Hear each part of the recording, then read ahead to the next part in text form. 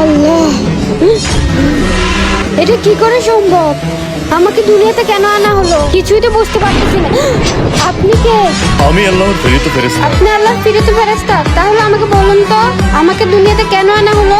তোমাকে দুনিয়াতে এই কারণে আনা হয়েছে, তুমি যখন দুনিয়াতে বেঁচে ছিলে তখন তুমি ভাবতে তোমার জামাই তোমাকে ছাড়া বাঁচবে না, তোমার আপনজন তোমাকে ছাড়া চলতে পারবে না ভালোভাবে। দেখে আসো তারা তোমাকে ছাড়া কেমন আছে। ঠিক আছে আল্লাহর প্রেরিত ফেরেশতা, আমি দেখে আসছি। জামাই, তুমি কি আমাকে ভুলে গেছো? তুমি না আমাকে ছাড়া দুনিয়াতে থাকতে পারতা না, তাহলে কিভাবে এখন তুমি আমাকে ছাড়া দুনিয়াতে বেঁচে আসো? কি হলো, তুমি কি আমার কথা শুনতে পারতেছো না? হায় আল্লাহ, আমার জামাই আমার কথা শুনতে পারতেছে না। এই ছোট ভাই, দেখ আমি তোর ভালোবাসা সে বড় বোন, ফিরে আসছি তোর কাছে। এত তাড়াতাড়ি ভুলে গেলি? আমার ছোট ভাই আমার কথা শুনতে পাচ্ছে না, সবাই আমাকে এত তাড়াতাড়ি ভুলে গেল। আল্লাহ লিখে যাবেন